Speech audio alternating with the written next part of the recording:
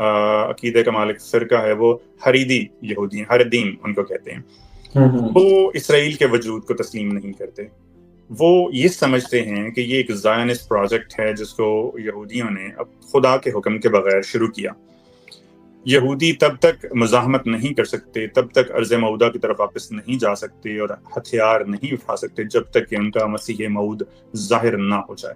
یہ ان کا عقیدہ ہے. جبکہ اسرائیل ایک ایسا پروجیکٹ ہے جو زائنزم نے شروع کیا تھا، اور یہ ایک سیاسی یہودیت کی تشکیل تھی. لہٰذا اگر ہم یہ کہیں کہ مسلمان اور یہودی آپس میں مخالف ہیں تو اس کی ہزاروں تشریحات ہو سکتی ہیں، لیکن اس وقت جو جنگ ہے وہ مسلمانوں اور یہودیوں کی نہیں ہے، بلکہ وہ زائنسٹ اسرائیل کی اور ایران کی ہے، ایران کے اسلامی رجیم کی ہے.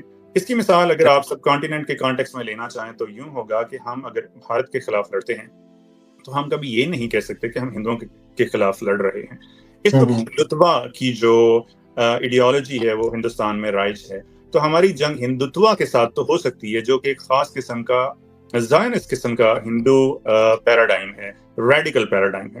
سارے ہندو اس میں فٹ نہیں آتے.